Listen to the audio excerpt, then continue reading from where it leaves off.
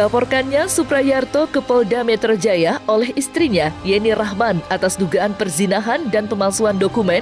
Dugaan adanya perselingkuhan yang dilakukan suami Yeni Rahman mengejutkan banyak pihak.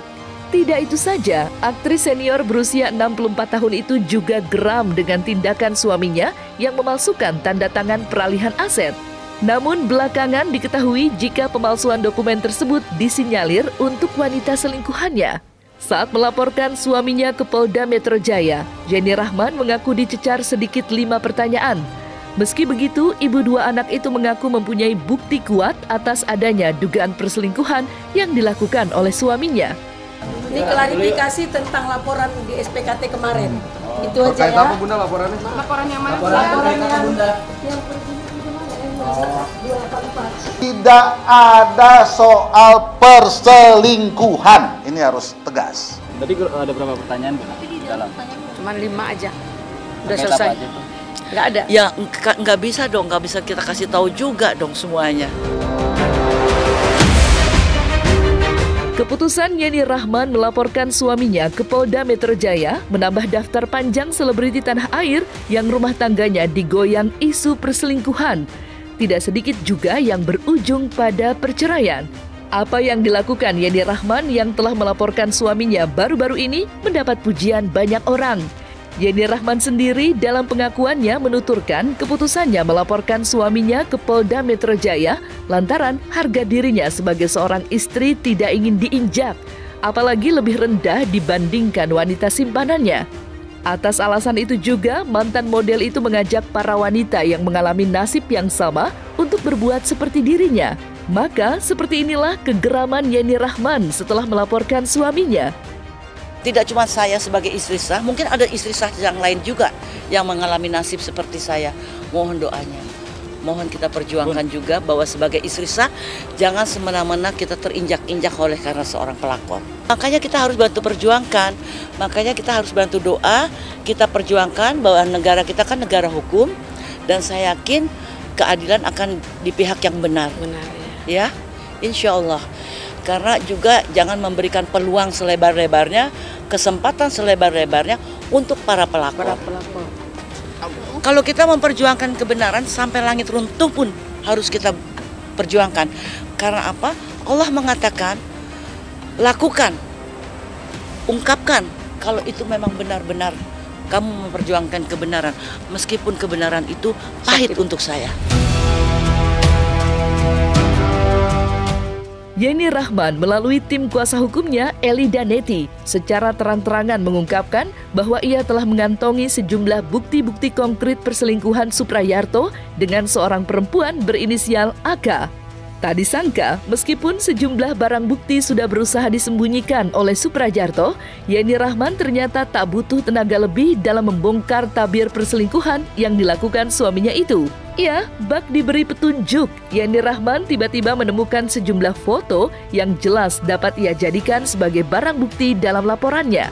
Melihat Yeni Rahman membongkar borok perselingkuhannya, bagaimanakah tanggapan dari pihak Suprayarto? Terjadinya udah cukup lama, terus dia sudah cukup mencoba untuk ini, namun tidak ada itikat baik. Nah, ini April, tanggal 14 April 2023. Nah, kita mencoba merealisasi kembali seperti apa untuk proses ini gitu. Nah, di dalam hal ini kita tidak ujuk-ujuk Ibu Jenny menuduh hal yang terjadi. Beliau kadarullahnya tertinggal apa ditinggalkan HP, kemudian dibuka di salah satu konter. Kan kalau sudah dibuang di sampah, kan kalau di sampah itu kan 30 hari. Nah, ini hari ke-28. Saya tidak mengerti apa maksud dari Eli Daneti ini mengungkapkan banyak hal yang sifatnya pribadi, dan saya tidak tahu kenapa sampai soal-soal yang menyangkut pribadi, foto-foto dan lain sebagainya diungkapkan begitu saja. Tim lawyer yang satu lagi yang membuat laporan ini menyodorkan mau RJ, toko restoratif justice. Toto ini 2 hari ini kok tiba-tiba informasinya jadi kayak begini. Itu tentu kita kaget dan sangat merugikan, karena problem-problem yang sifatnya pribadi dan penegakan hukum yang sifatnya ada hukum acaranya diumbar begitu saja, ditambah-tambahin begitu ya.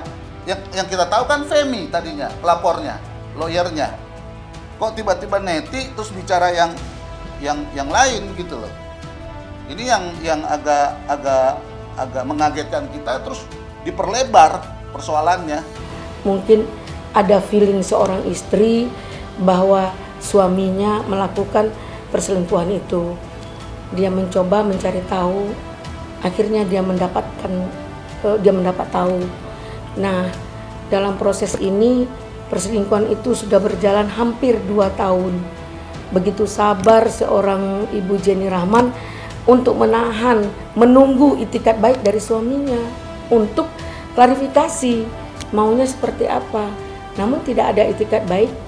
Ya, hari ini dia fight untuk melawan. Hal-hal yang menyangkut kehidupan pribadi dari klien saya atau klien kami jangan dijadikan konsumsi publik. Kalau memang sudah tidak bisa diperbaiki, sudah tidak ada itikat baik, ya why not dia persoalkan ini sampai ke perjuangan ini, sampai ke manapun dia akan perjuangkan hak, dan mana katakan hak dan batil itu sendiri, karena di sini ada harta dan aset mereka. 2 tahun itu cukup panjang waktu untuk sabar, untuk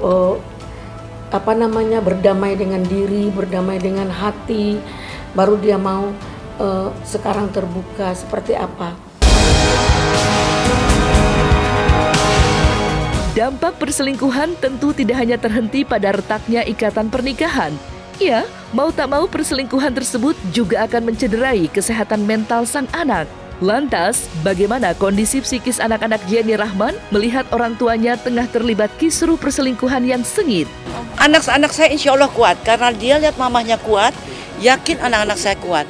Kalau anak-anak saya kuat, insya Allah mamahnya juga kuat. Ya aminin aja bahwa saya sebagai istri sah memperjuangkan kebenaran semua ini.